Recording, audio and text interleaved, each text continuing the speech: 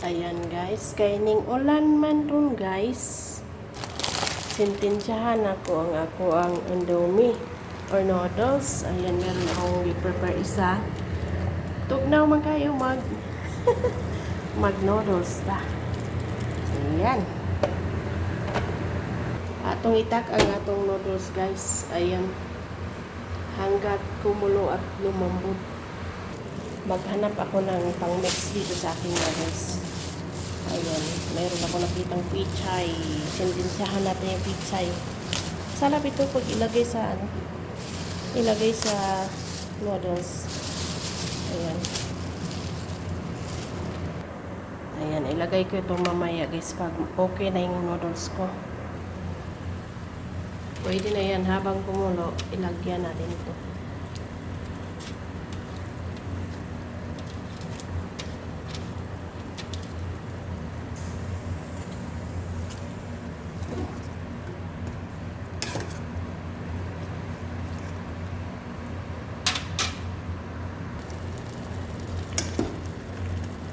Guys, pwede na yan guys.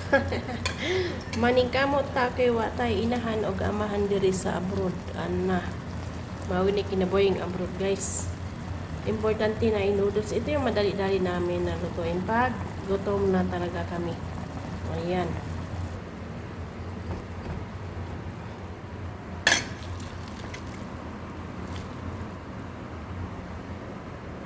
Diba? Ang sarap.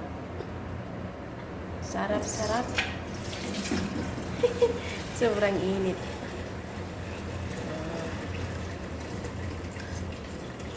Masarap na. Ayan. Kasi kanya-kanya kami taste ng aking bossing.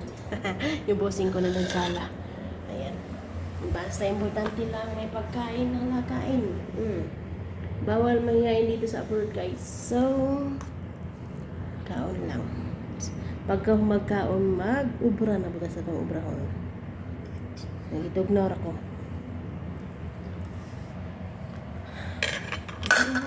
Nahulog pa. Kainit-init ba nito? Yan. Mga unta. Noodles lang nakalam ha. Ito yung favorite namin dito mga OFW.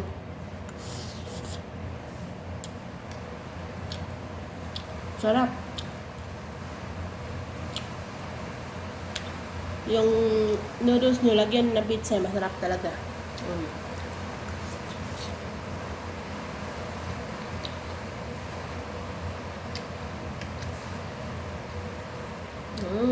Sarap.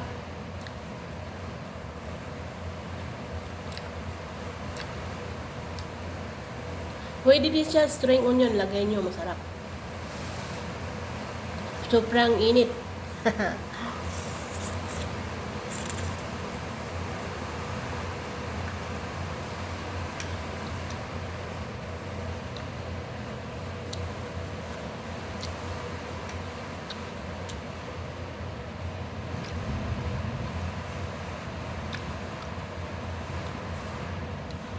Masarap naman talaga yung noodles guys, no? Favorite nating lahat.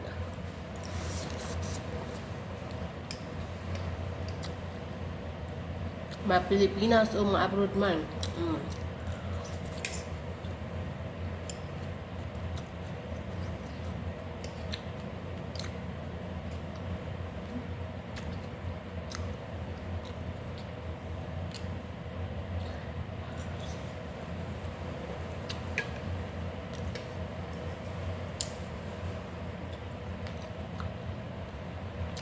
Favorite nyo rin ba ito?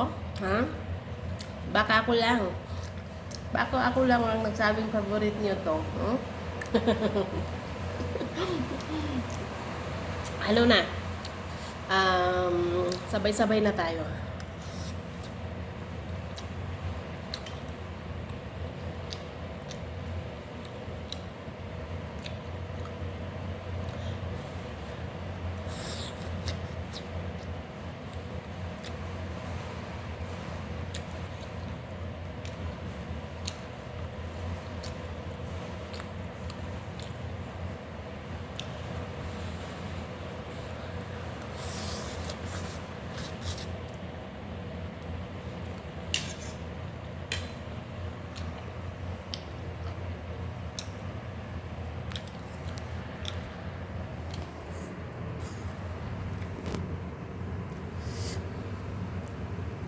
Ayun, ganito lalagay nyo.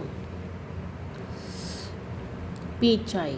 Napakasarap ilagay sa noodles.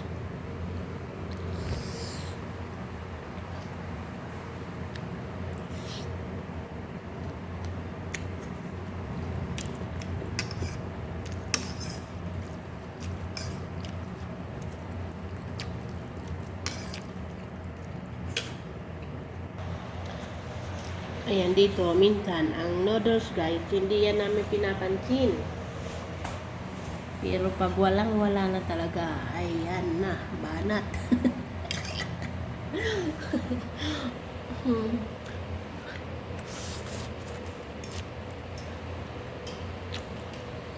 Ang noodles, masarap din siya lagyan ng malunggay. Dahon ng malunggay.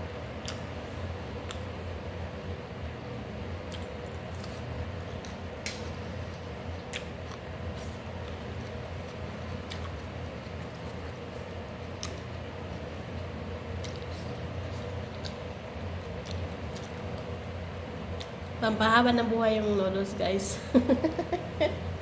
Pampahaba ng buhay ng OFW.